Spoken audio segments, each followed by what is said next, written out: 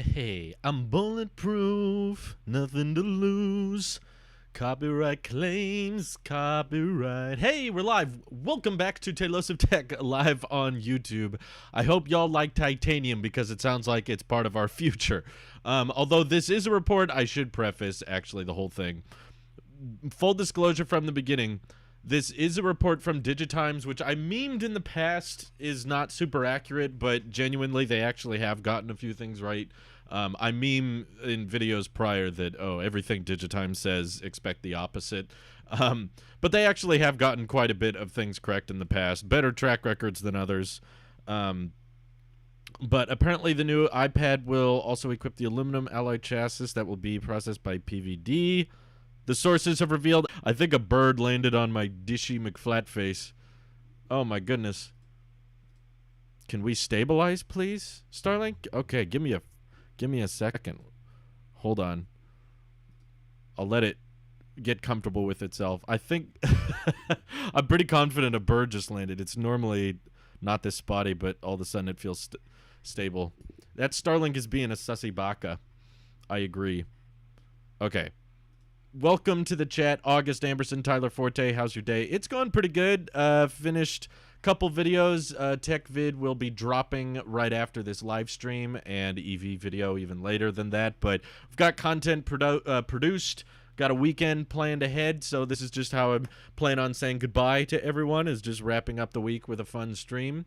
And this is actually one I wanted to talk more about because Apple has fallen into this trap with the Pro iPhones that may be helpful for marketing or in some way, shape, or form, just because they think shiny phone means it must be premium, and that seems to be selling with people. But I genuinely think a titanium approach to more high-end hardware gives this feeling of premium. It allows you to feel like you have a higher end device that's made out of a more durable material that's going to age better and also be light, much lighter than stainless steel, which is desperately what the Pro iPhones need. It's becoming a larger and larger concern of mine that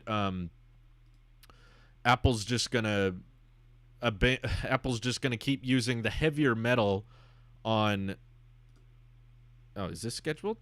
Yeah, it should be. Okay, I gotta hit the save button, I guess. Apple's just going to use a heavier metal like stainless steel. Plus, on top of that, we're expecting bigger batteries, thicker chassis, and the weight is a concern of mine with the Pro Max. Now that I've gotten so comfortable with the 12 mini, I'm thinking when I'm upgrading to the Max, it's going to feel so cumbersome and so awkward to hold because I haven't done that in a while. And I would like to retain the simple aluminum chassis of my 12 mini that does not collect fingerprints so easily, and I think that would be much cleaner looking to have the frosted glass on the back alongside a matte frosted finish. But I get you don't want to make it out of the same material as the entry-level models like the 12 and 12 mini using aluminum, so titanium allows, especially the brushed titanium they've used on the Series 5 and 6, which is I guess the only way you can have an Apple Watch edition now is in titanium.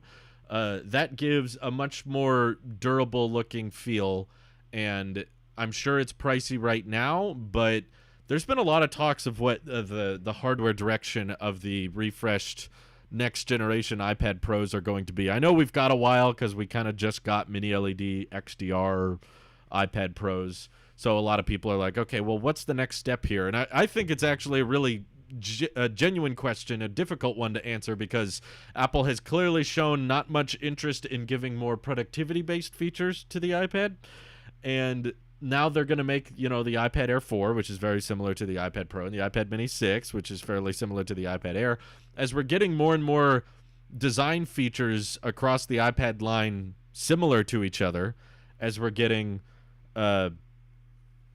iPads that all don't have home buttons, all have the squared off edge design, all have USB-C.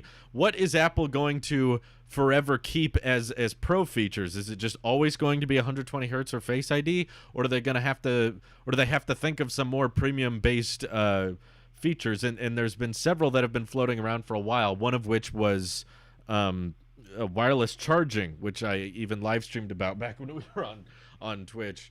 But I haven't talked about it much here on YouTube, is that like a glass-backed iPad would increase the weight fairly substantially, and I also can't think of a great way that you'd be able to like rest an iPad flat on a charger and be able to still use it. Like I think MagSafe makes more sense on an iPhone with that puck size. Oh, I just posted the video. Oh, whoops. I said it for 245 instead of 345. Oh, well. I guess it's out now.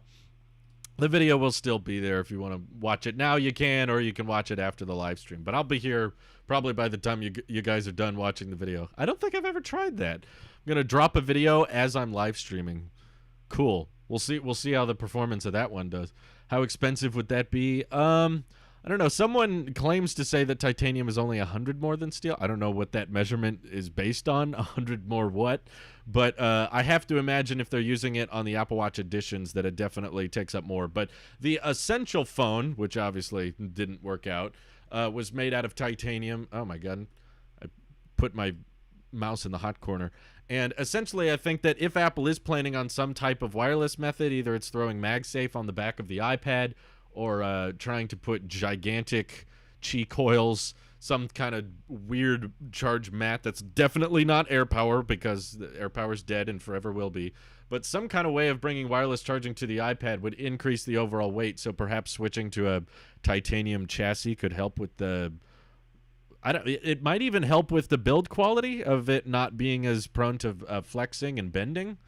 So this is obviously not a rumor that's talking about something in recent updates. Like this titanium iPad Pro is not coming out this year, or probably even in the first half of next year, at the very soonest second half next year. But I just mainly was excited to hear that there was titanium iPhone rumors for the 14, not this year's model, but perhaps next year, because I think that it would just age so much better than the steel does, especially when we're making flat edge chassis and that type of thing. Haven't upgraded to the 12 series just for 120 hertz. Yeah, I understand why. I'd recommend a base iPad to the average person over any other iPad model. Oh, yeah. Well, the average person probably needs their iPad for what? You know, YouTube and email. That's about it.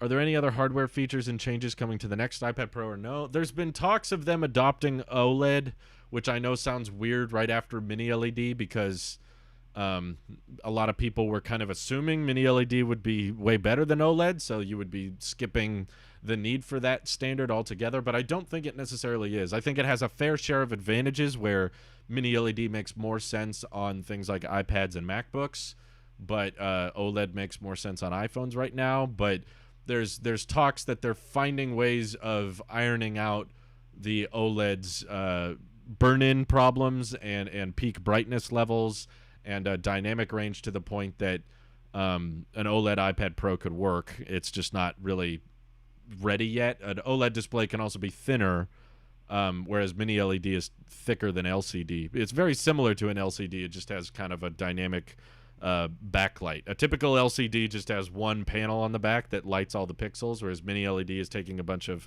individual lights behind it. It would not be a downgrade to Mini LED if they adopted it on the iPad, because if the only way they would bring OLED to the iPad Pro... OLED's coming to the iPad Air, though. That's been rumored for a while now. But if they brought OLED to the iPad Pro, it's because they have found a way to increase the overall contrast ratio / dynamic range in a way that Mini LED couldn't achieve.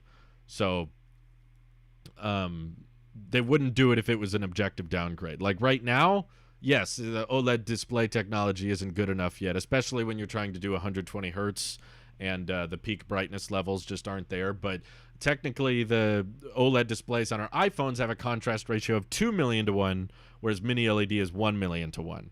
So there's room for improvement, basically. Like we can get better dynamic range. It's not going to be as noticeable, but someone was asking basically like what should we expect other than titanium in the new iPad Pros, and I'm just trying to say what I've read so far. What Pro things do you do on your iPad Pro? Yeah, that's partly the reason I'm so interested in the iPad Mini 6 is I feel like the software has fundamentally kept the iPad Pro from becoming a super pro end device. But frankly, probably the most pro thing is all my video thumbnails I do in my iPad Pro. Like every thumbnail you've seen for my tech videos or EV videos is pretty much all done through Affinity Photo and Over. I just think using the Apple Pencil and a touch interface is easier for photo editing than it is with a mouse, and dragging stuff around or trying to mask things with your mouse is a joke. It's not fun at all. Would the next iPad Pro a computer substitute? It's all dependent on the software, so the answer is for basic stuff, yes, but that's been the case for years. The iPad can replace a lot of laptops depending on what the laptop is used for. There's a lot of laptops that are used for very basic things like web browsing, email, social media, watching YouTube, and video calls, and the iPad's still good at that, but I was really hoping iPadOS 15 would take it in a bit more of an exciting direction, and it doesn't really seem like Apple cares on making it do much more than the basics. So that's depressing, but it makes me very, very curious with what the iPad Pro hardware team does next. It's like, okay, we already gave it the M1 chip, we already gave it Thunderbolt, we already gave it Center Stage, these great cameras, we even freaking gave it LiDAR. So now what do we do? And I think we're hearing about the early stages of that development. We're hearing now about, like, okay, let's start toying around with a titanium iPad, which might be more strong and less prone to bending. It might be lighter.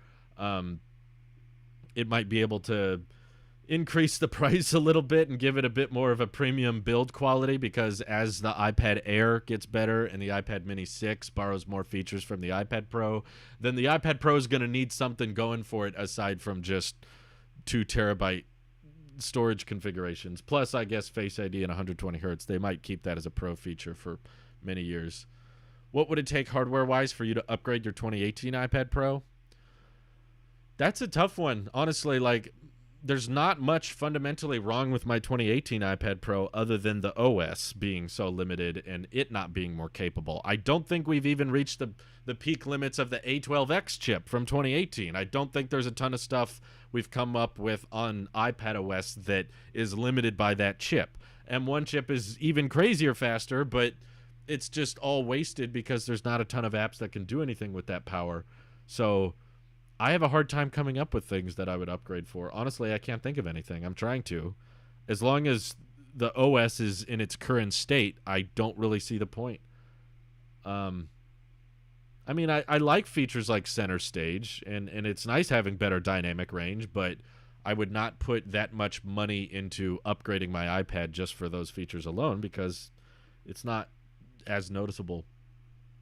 Someone was asking, what do I think the MacBook Pro 14-inch will cost? My prediction, I think I did a video on this, but my basic prediction is that the MacBook Pros will retain their initial starting price. So I guess I'll look on the website here just to make sure I remember correctly. I believe it's $1,800 for the 4-port, because I'm assuming the 14-inch MacBook Pro is not going to be replacing, well, M1 chip in the MacBook Air now. There's not like a huge reason to keep these around alongside the 14-inch MacBook Pro, but who knows? Apple loves having complicated MacBook lines, so maybe they will keep these things around. But if the 14-inch MacBook Pro is meant to be replacing these, the 4-port 13-inch models, then I would assume $1,800 is the starting price. Ideally less. It would be great if it was less. I think it's probably safe to go into it. You know, they're ditching the touch bar, which should save on cost. And they're switching away from Intel's, which saves on money too. And so far, everything that's transitioned to Apple Silicon away from Intel, none of it's gotten more expensive. It's all either stayed the same price or gotten cheaper. So with MacBook Pros, I think it's safe to assume it will at least stay the same price. And then if I end up being wrong and it's cheaper, then great. At least you had your expectations in check. Jamie Fletcher says, plot twist, Apple knew some people would have Bendgate issues and planned titanium iPad Pros all along. Now, that's a genius. You're right. That's a great idea. Why didn't I think of that? Is the topic just the iPads or anything Apple? First time on your stream? Yeah, we talk about anything. Like, we'll typically kick off the stream with a subject that's in the title and thumbnail, but if the questions in the chat go in a different direction, it's anything. Doesn't even have to be Apple specifically, just somewhat related to tech, I guess. Hearing the word silicon for CPUs reminds me of milk for some reason. Chris Hendricks, is it late where you are? This sounds like a midnight tweet. what you just did. Do you think when we criticize companies for making dumb choices, the companies actually don't know what they're doing, or is it just easy for us to point out the mistakes? Ooh, Haken, that's an interesting question. It's probably a combination of multiple things. It very much depends on what the decision is. Like, I personally think Apple choosing to keep Lightning around for this many years and not really making much of an effort anywhere to get rid of it, I think this is a dumb choice. But my guess is they think they know what they're doing, and my guess is my perspective, not guess, my opinion is they don't know what they're doing. They think it's a good idea. They think it makes sense to keep Lightning around, and for, I'm sure, a fair say of advantages of them getting to say all your old accessories work, and Lightning cables still get to use, and they probably make a couple $1 million off of the Made for iPhone program, but I don't think it's that big a deal for them. But ultimately, I think it would be better for the ecosystem. It would be far more enticing. I genuinely think a lot of people would actually consider switching to the iPhone if they could use one cable to charge everything. I don't think most people would, but I've seen that argument brought up online a lot. I've seen a ton of people say, like, if Apple had USB-C on the iPhone, I would consider switching. But because they don't, I'm going to have to keep another cable around, and that throws off my whole ecosystem of products. So I think it would simplify so much for them to keep it, but Apple probably has their own reasons and their own logic as to why they think. It's very easy to point out mistakes, though. You're correct. Whether or not they put a ton of work into it or put in a lot of thought, it's easy for a ton of people, Apple or not Apple, to point out mistakes, even if they haven't completely thought them through. There's like a lot of people would probably say no headphone jack is a mistake. Apple shouldn't have done that. It's very easy to point that out and say, yeah, it was the wrong call. But in the long run, Apple probably knew what they were doing, and they were like, no, this is the right call. We thought a lot about this. Let's see. Tomas says, for a finance student with $1,200, $1,300, which MacBook do you recommend? Wait, you just buy a MacBook Air? I don't know if I should wait. I have a 2017 MacBook Air. This question comes up a lot. Basically, I will say, because the MacBook Air has been around for a while now, don't pay full price for it. That's all I'll recommend. Certified refurbished is a much safer way to go. You'll get a discount, and it'll be basically brand new.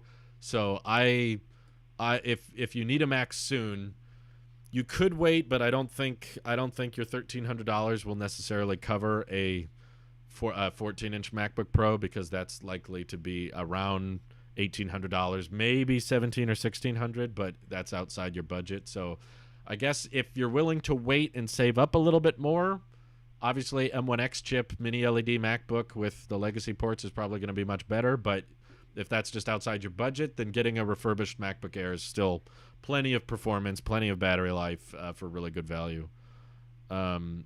It's just nice for everything to support USB-C. I agree, Chris. Absolutely. August says, last month I was at Today at Apple class about Mac. They used the $1,800 4-port MacBook Pro as a demo device, and it froze on me. Oh, really?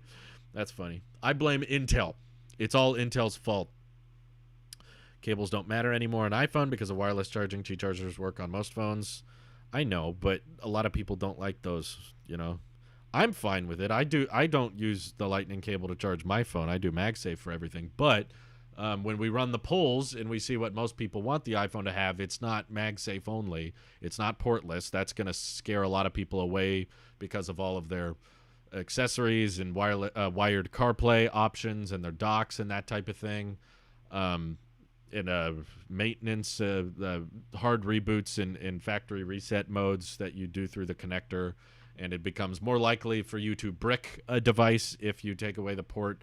It becomes harder to reset it. I believe there are ways to go portless, but Apple's too afraid of the backlash, and they think that'll hurt sales. So I think it's just the safest route you could go is just to adopt USB-C, because that's a standard that Apple themselves is already endorsing so much. Let's see. The 2016-17 MacBook Pros are trash because of all the problems they have. Yeah, I've heard bad things about them, but I know a lot of people still use them at the end of the day. Let's see. Thank you, Peterman. Good to see you too. Thanks for checking in. Oh, this is funny. Let's see. Do you miss comments, or are you skipping some as you go on purpose? Don't want to even remotely spam.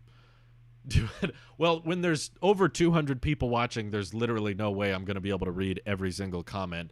So what I do, basically, for those who don't know how I sort through, is I read and scan the chat as quickly as I can and look for interesting questions. And if you're a YouTube member like Chris Hendricks or August Amberson, it's only $2 a month. It doesn't cost much, and you get the loyalty badge next to your name. You get to have access to exclusive comment emojis that you can use in the comments. That makes it much easier for me to see your message in the chat, opposed to everybody else's text just going up all at once. That's why we have a little bit of a slow mode on, because people will just spam very quickly. But yeah, I do my best to just pick out the comments that look the most interesting to me. Zen1X says, are you still using MagSafe every day? I bought the charger and used it for 2 to 3 months, but then went back to lightning cable because of the fast charging on low battery levels. I just don't run into a ton of situations where I need to charge fast. It's probably different for your workflow, but most of the time MagSafe is used for me when I go to bed. My phone charges when I charge, basically. You know, humans have battery lives. If we stay up for too long, we don't work properly, and before you know it, we're practically useless if we've been awake for much longer than 30 hours, 36 hours. Then your productivity goes down. Your thought process isn't as effective. You can't plan for things as well. You can't perform like you're supposed to. You got to charge. That's what sleeping is. So my phone, my 12 mini, I guess there are occasional situations where I'm using it a lot and the battery drains, but I don't need it to charge up quickly. Typically, if I'm in a situation where it needs to charge again, it doesn't need to go up quick. It's like I just drop MagSafe on the back and it's good. Will you miss the Today View with iPadOS 15? I do. I'm on iPadOS 15, and I hate not having the Today View. You can probably see here that I'm doing my best to emulate the Today View on iPadOS, and it's just not the same. I miss having 30 apps, or at least a 30 app grid right next to my widgets, and being able to scroll through my widgets, and now I can't. So I've forced myself to get used to it, but yeah, not a fan. I'll definitely miss it. I have to agree with your AirPods stem argument. I love my AirPods Pro with their gestures. Yeah, I used to not feel that way. I think people were bringing that up. They were like, Drew, I thought you didn't like the stems, you said in a previous video. But it was happening recently because I was using my AirPods Pro as I was FaceTiming with a few other people, and one for the podcast and others for different circumstances. And I was like, it's just so nice that I don't have to push the bud into my ear like you do on the Beats Buds or with Galaxy Beans and that kind of crap. The fact that you just have the little stem that you can pull it out with, and the sensors there and everything, I was like, you know, I think if they removed the stem, it would actually make them worse. It would probably ruin the microphone quality, and you would have to push inward on them and push them deeper into your ear, which isn't fun. So yeah, the more I thought about it, the more I was like, actually, the stem is kind of a good idea. Why are we so against the stem? How did you upload a video and live stream at the same time? I have the time stone like Doctor Strange does. I went backwards and published the video. Actually, it was supposed to go up right after I finished this live stream, but I set it to 2:45 instead of 3:45. So now there's a video dropping as I'm live, which I've never done before that I know of. So I'm like, whoops. Oh, well, I don't think it makes a big difference at the end of the day. But do you think Apple could just add USB-C to the Pros so they could say they do have a USB-C iPhone? I think that's a good start. You know, ideally, they can just transition everything over to Type-C. But if we got to start with the Pros so that people can use the argument of, okay, everyday consumers, I made a video on this, but I guess I'll summarize it real quick for the stream. But if you're arguing about like everyday consumers want to keep using their old cables and people don't want to have to buy new things and adopt to a different standard. Okay, those average everyday consumers that want to keep using lightning cables, they're probably buying the entry-level iPhones, right?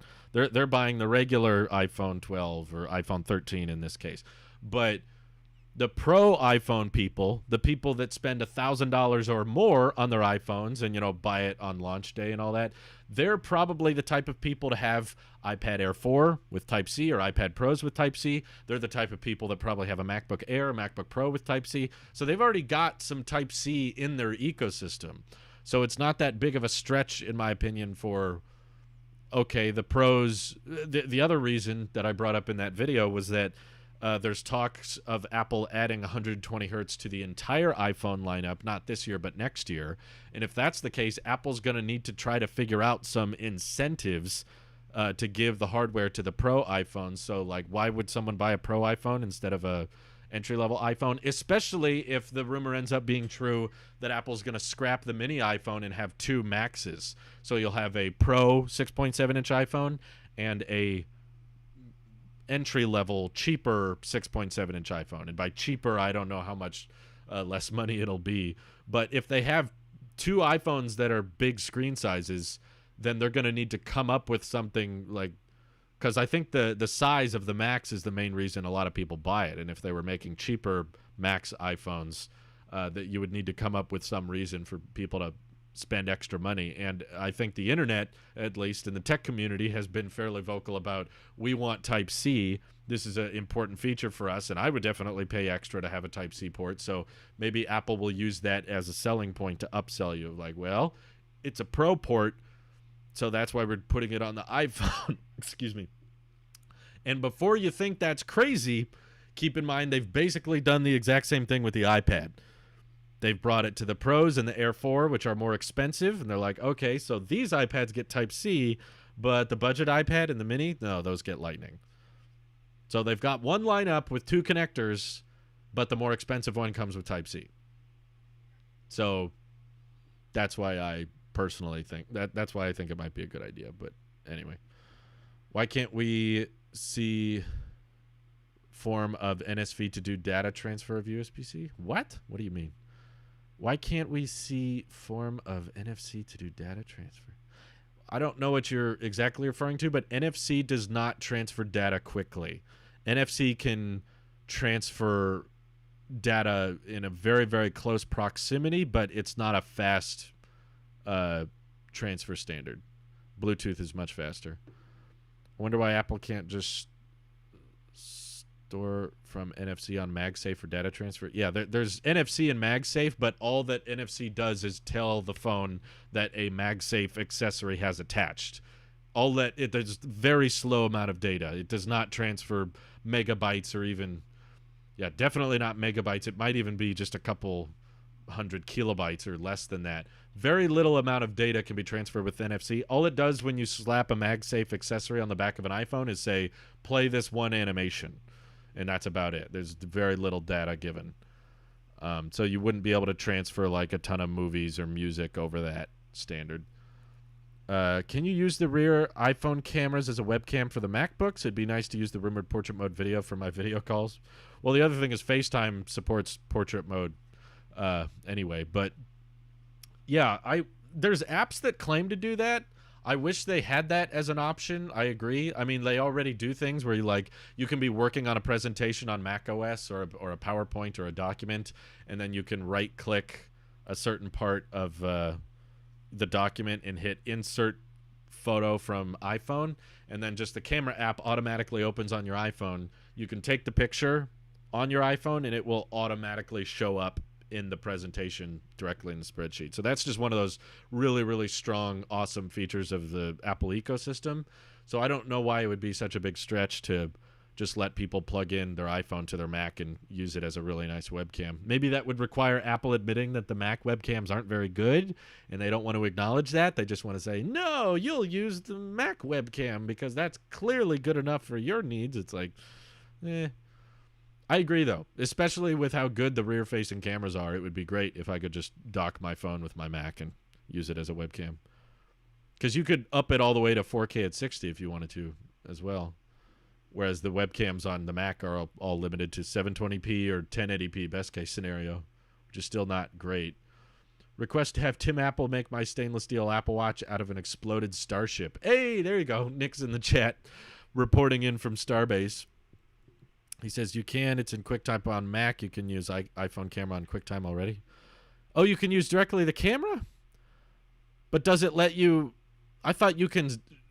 I know that QuickTime can capture the screen of your phone. I'm not sure if it can... I guess it captures the screen and then you open the camera app, but that's kind of laggy. I don't think it works the way the person earlier was asking. Like he wants to be able to use that use the camera on your phone for like a OBS live stream like this, or a FaceTime call from your Mac, and use the pro features of the rear-facing camera. I don't think it works like that. I'm pretty sure QuickTime pretty much just captures the screen. What's an Apple accessory you wish existed? Ooh. Man, there's a lot. How do I choose? Just one. Oh man, I should just start listing off everything going through my head. Apple Watch bands that are smart, that give you longer battery life or give you more health sensors. That would be cool. A MagSafe battery pack that actually supports wireless charging. That would be kind of dope. A MagSafe pack with a wallet cards built into it. A MagSafe accessory that's longer than a meter, so you can have a longer charge cable for MagSafe. How about MagSafe Duo, except it's USB-C? That would be an amazing accessory. I would love to use that one. I would love an iPad that I could use with more pro. Well, I guess that's not an accessory. Basically, I want to be able to hook up an iPad Pro to a heavy-duty professional video camera, like a Red Komodo, which I've used with my my friend's Red shoots like high-resolution, high-dynamic range video, and my mini LED iPad Pro, I don't have it anymore, but when I had one, it has Thunderbolt, it has the M1 chip, and it's this really great, thin, very lightweight, and yet gorgeous display that's high refresh rate and with high dynamic range. I was like, this would be a wonderful accessory if I could somehow dock it and attach it to my camera and let it be the viewfinder, but iPadOS fundamentally doesn't want that type of thing to be possible. DroidCam is not on macOS, but it lets you use an iPhone or Android phone as a webcam with a Windows. Yeah, I've seen apps that do things like that, but none of them are very good. Let's see. I doubt Apple will go portless on all iPhones. I could see them coming out with an iPhone Sport, which is completely dust waterproof, that is also portless. Really, Todd? Todd, dang right. I don't know. I couldn't see a Sport necessarily happening, but I do think that one day all iPhones will be portless. It's a matter of when. It's just they're too hesitant because they're worried about people being hesitant on upgrading. And they probably think that if there's reasons to not upgrade my phone because they're taking away features, then I don't want it. And right now, Apple needs every possible feature they can get because the iPhone upgrades year after year are getting more and more incremental. Titanium, are people going to upgrade for that? I would, actually. I would really love a Titanium Pro Max. I'm using Starlink for this live stream. That's why it's so spotty. Starlink is in beta. So most of the time it's fine. I can upload all my videos and watch movies all day. Live streaming's like the only shortcoming of it because the connection is volatile. But as they add more satellites to the global fleet, it will get more stable. Andy, thank you for the super chat. Thoughts on orange/bronze iPhone Pro models? The thing is, the renders and the concepts I've seen of it look kind of cool, but they're always wrong. Like, I've never seen the renders and concepts of a exclusive iPhone color end up being very accurate. So I don't know if it's exactly the type of color I would want to buy, but it looks good. It looks nice. I think I want a bit more neutral, though. I wouldn't mind just going silver or black. I really am still a diehard product red iPhone fan, and I'm not a fan of the red 12. That's salmon. That's not real red. But if they did a Pro Max like steel with that real deep, saturated red, I would be all about that, and I'd hold on to it like it gave me purpose in life. But yeah, thanks for the donation. Appreciate that. If you have a capture card, you can use a Lightning to HDMI adapter and connect to your computer and open OBS and make the camera elements off screen and start virtual camera. I did it before. Man, that sounds very complicated. This is a feature like Sidecar that there are alternatives to doing it now that I think Apple should just simplify and build in by default.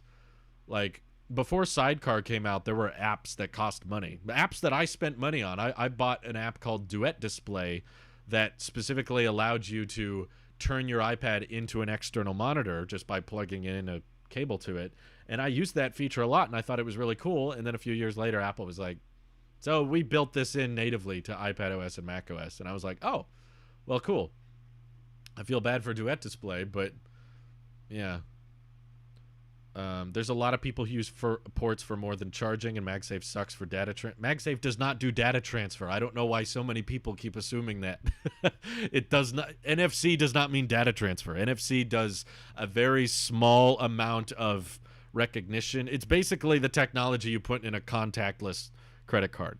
It's like when you hover something close to NFC, it can have a read, just like keys for Teslas look like credit cards, and you just hold them up. They're not battery powered. It just gives you a very small signature, and when you hold that signature next to something, it can read it.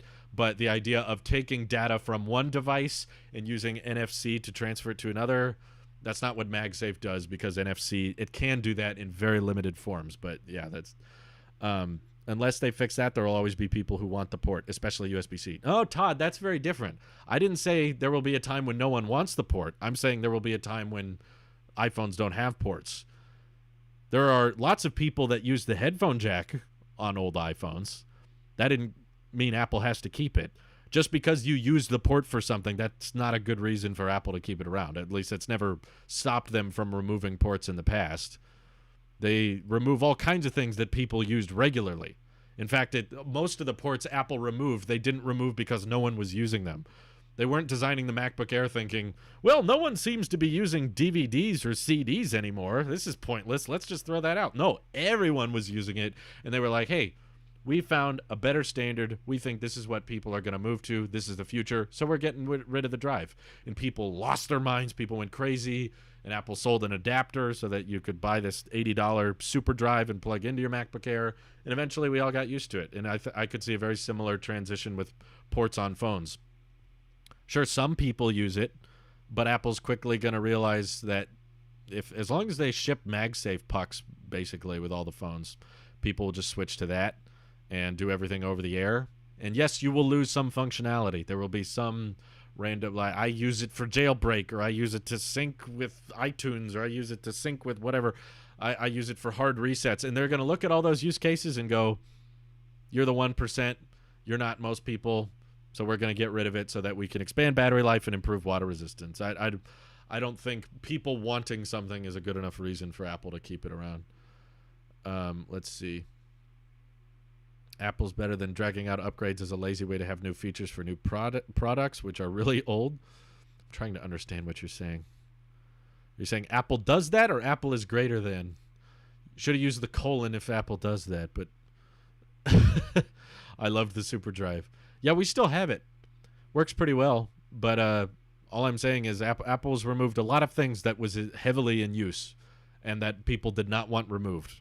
Headphone jack is just a recent example, but they've been doing it long before that with their computers and their laptops like crazy. Bird203 says, I found a new option on the iPhone camera. You now have RAW on the top right of the screen on photo mode.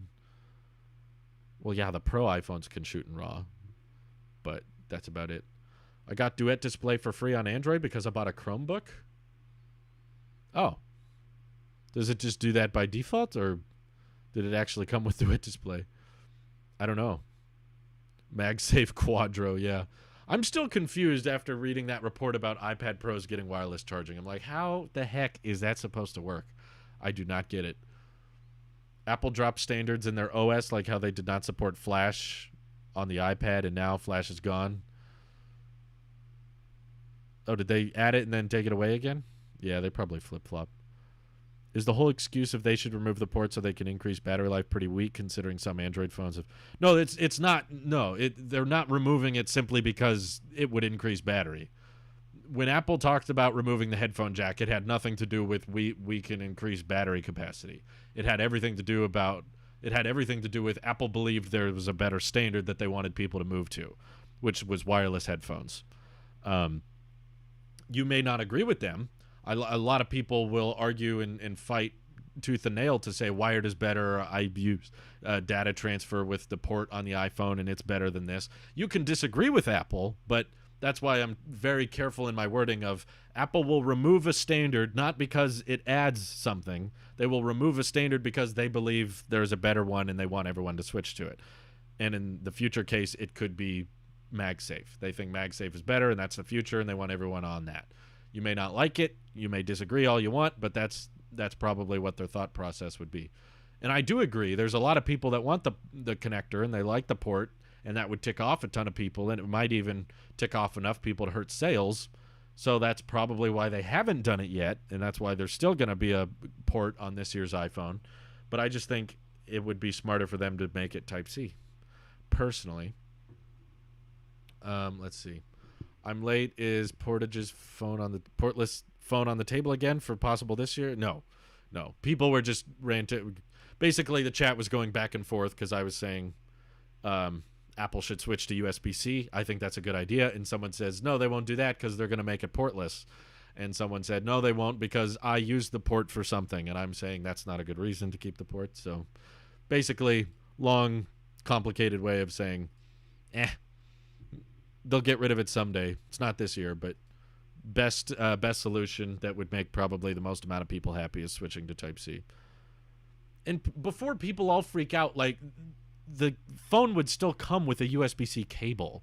So to all those like, I can't use my old charger anymore. It's like, yes, if your old charger was a USB-C brick, you just take the lightning cable out and put in the new USB-C cable.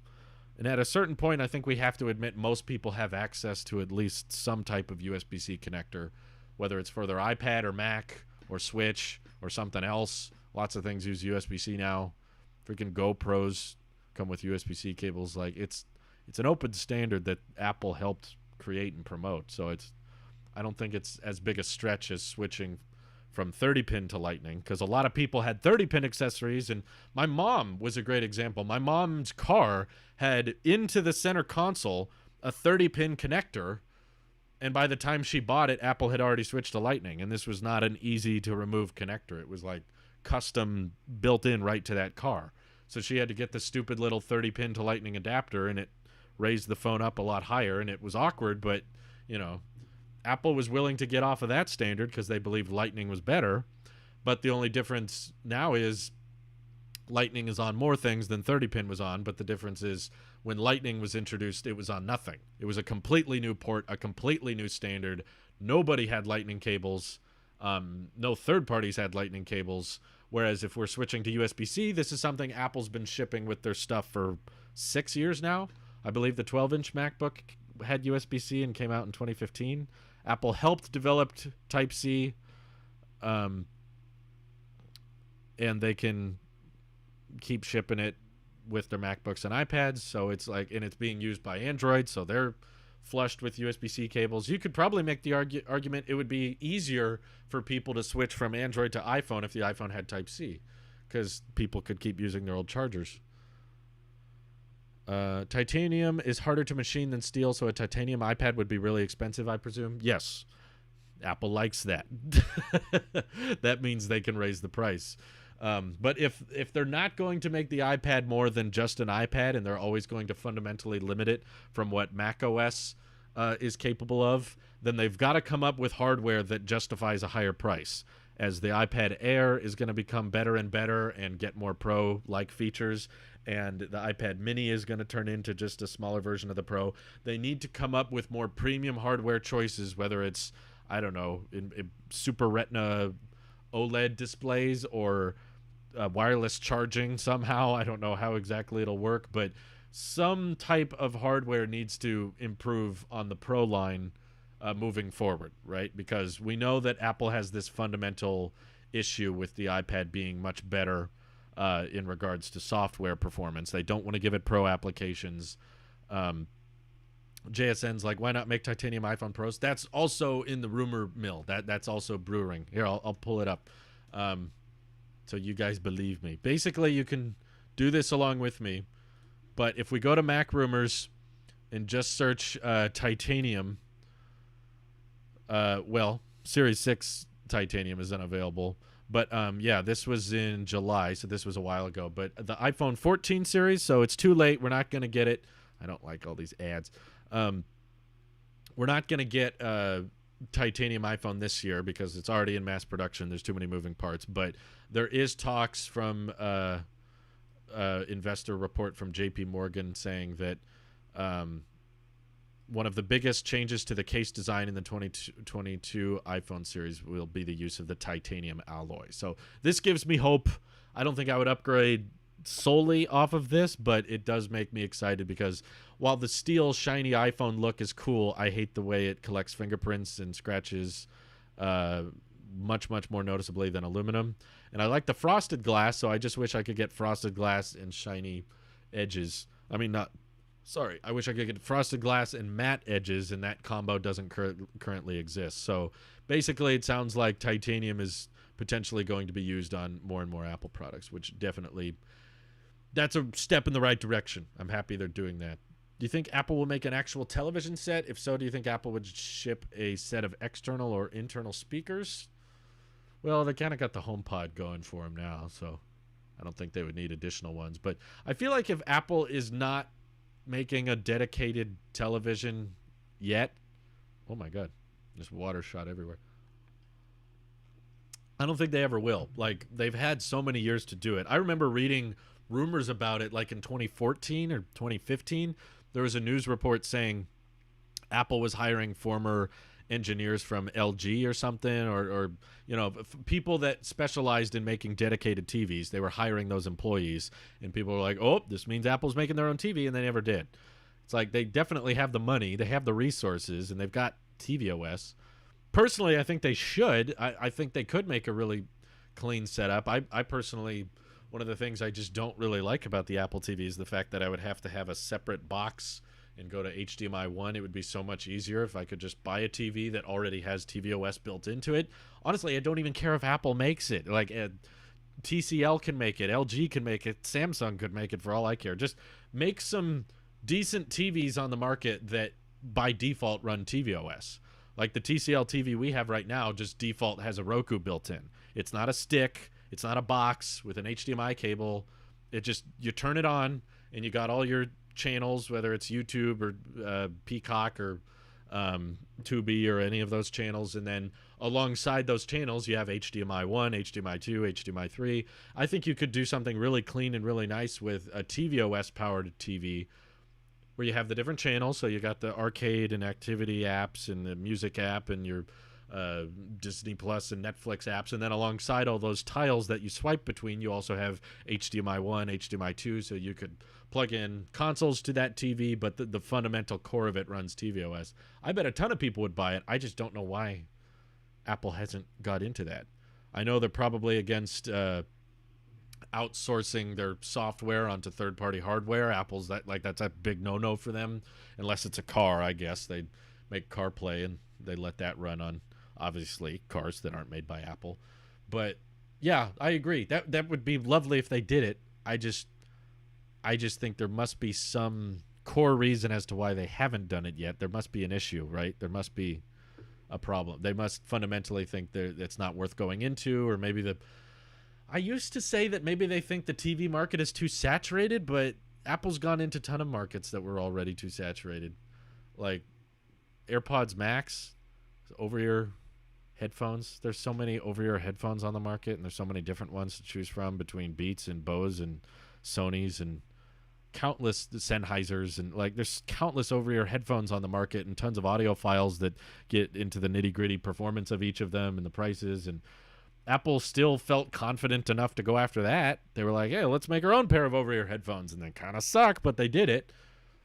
So I do have to imagine if Apple made their own TV, it would probably be super duper expensive, given they make a extreme dynamic range monitor that's $5,000 and it's 32 inches. So if they made a TV, yeah.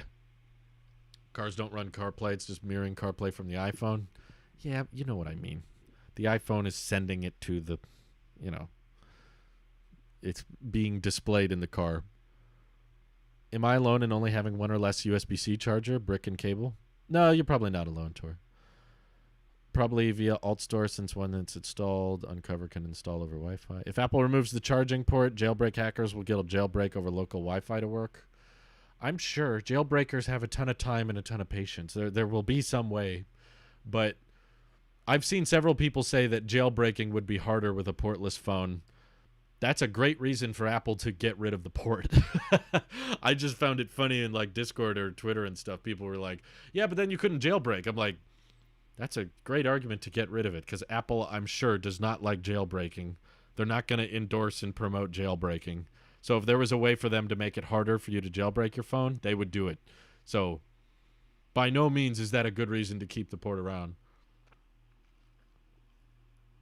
Mike Falderoff says, I like your idea of TV with native tvOS. If it didn't have a 75-inch wall-mounted TV, I would switch. Wow.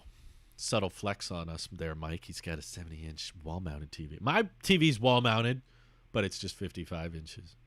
But, hey, my living room's tiny, so I bet, ratio-wise to where I'm sitting, it feels about the same size. I just got a good deal on it. It was like $400, 4K. It's fine. I like our TV.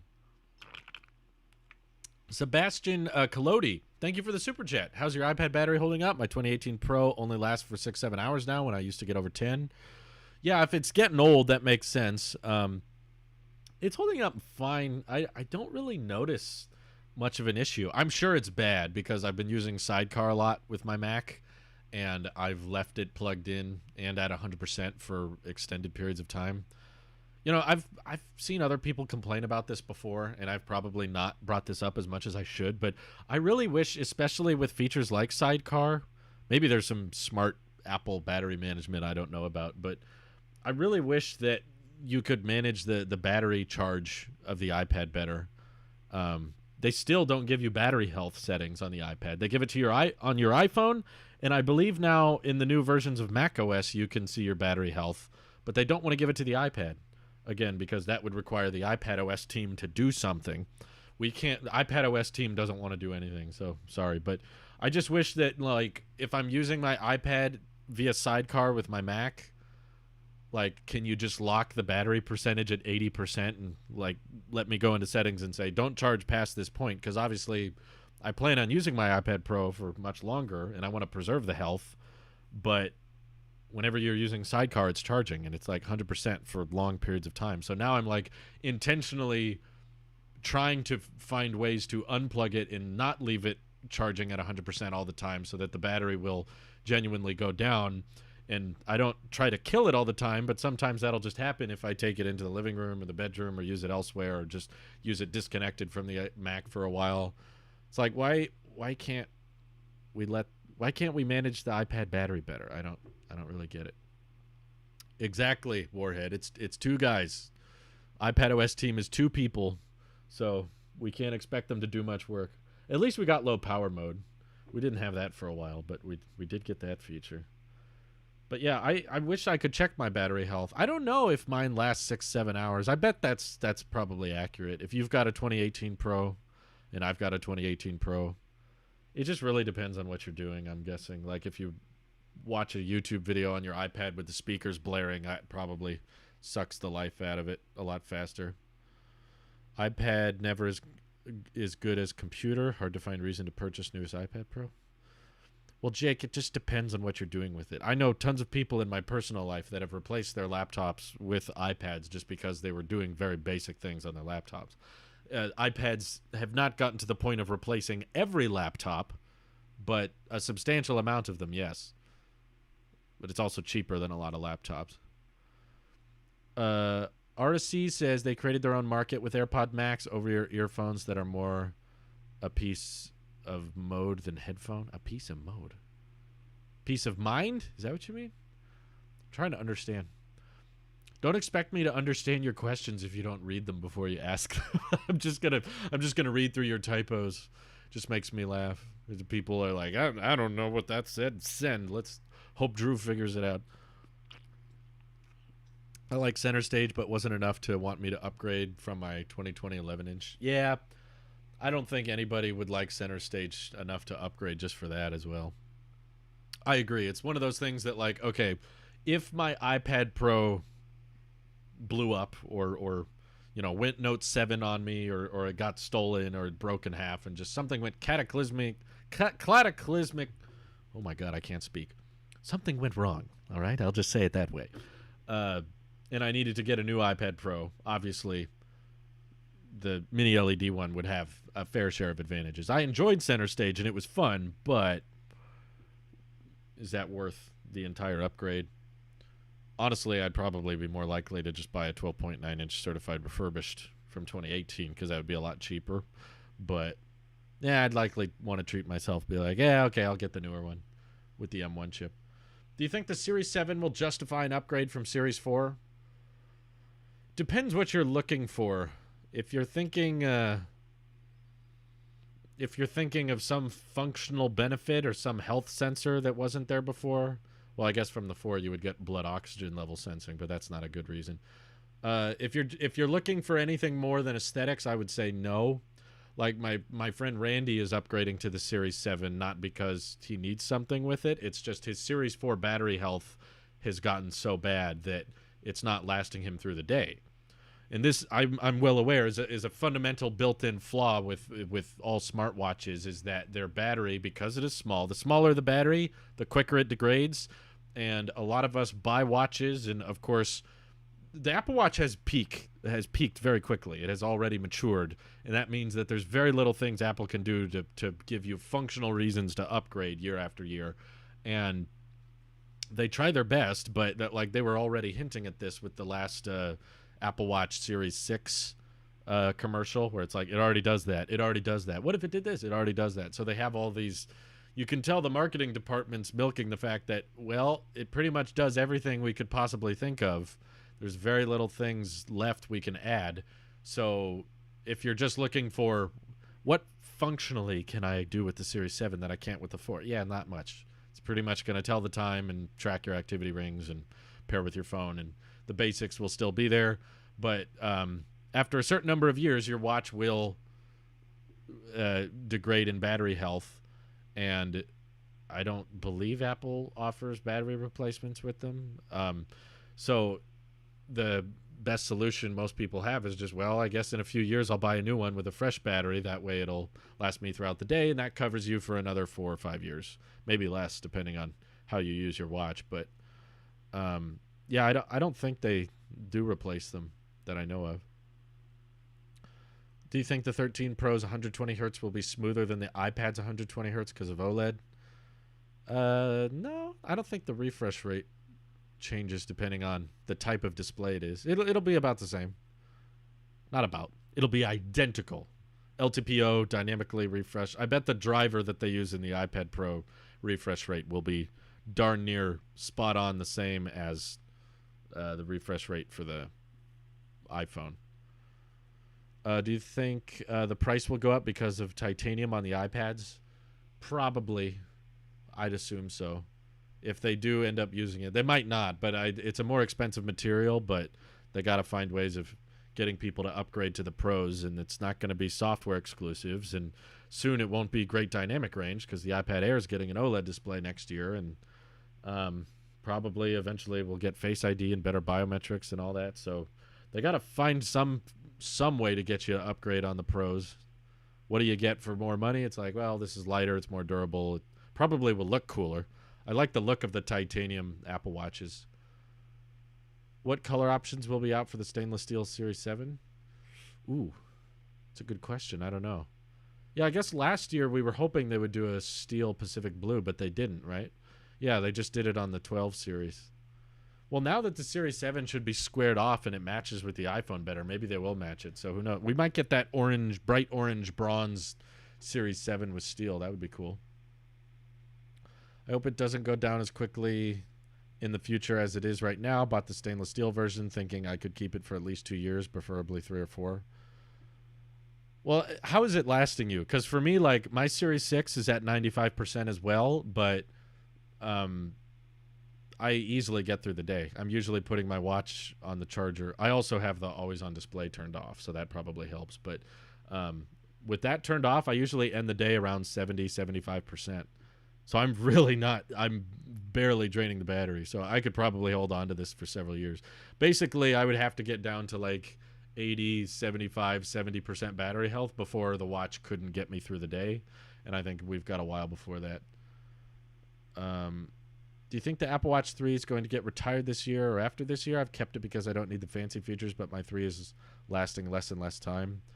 Yeah, I'd be very, very shocked if they keep the Series 3 around another year. I was very surprised last year because it's so slow and so old, and it's probably on its way. It's the oldest Apple Watch to support watchOS, and they're still selling it, which normally is not the case. You know, Apple's not selling the iPhone 6S anymore, but that's getting iOS 15. So I don't know how many years left of watchOS updates the Series 3 is going to get, but it's just a very dated processor, and it's very slow. But I get it. They love that $200 starting price. I just think it would be awesome if they could get the Apple Watch SE down there. But maybe that's too hard to do. I don't know. Should they stop making the iPad Pro 11-inch when they are making the iPad Air, which is very similar? I think they're different enough now that they can coexist. But yeah, if there's another... That's the weird thing is like the 11-inch iPad Pro didn't get mini LED, but the iPad Air 4 is rumored to get OLED next year. So then you're going to have a better iPad that's cheaper. And yeah, before I would say no, they can coexist. But now I'm starting to think that would be kind of weird. It might make more sense. Actually, that's what I wanted all along. If we go back and watch my old videos, I always thought the iPad Pro should be the big one, and then the Air should be like the 11-inch one. Maybe that's better. Maybe that's simpler. You don't have to say 11-inch iPad Pro or 12.9-inch iPad Pro. You can just say iPad Pro, and people know what size you're talking about. That might not be such a bad idea, actually. I know a lot of people like the 11-inch, but I'm just thinking now, if like the dynamic range on the Air 4 gets way better, the differences will be very minor. I guess 120 hertz and Face ID. And Thunderbolt and Center Stage, but they might be bringing those to the Air 4. We don't know yet. Why is the Air getting OLED before the Pro? I think because OLED is very easy to do at 60 hertz. It's a bit harder to do at 120 hertz. Whereas getting mini LED to 120 hertz was a lot easier. Well, guys, it's been a fun week. I've enjoyed making content for y'all. I guess you all can go catch the video now, but I've got some errands to run. I've got some places to be, and I'm sorry I can't answer all the questions. But anyway, I appreciate you all for tuning in. I appreciate the super chats, and I hope you all have an excellent weekend, and I'll see you back in a couple of days. So take care, all. Have a great day. Bye-bye.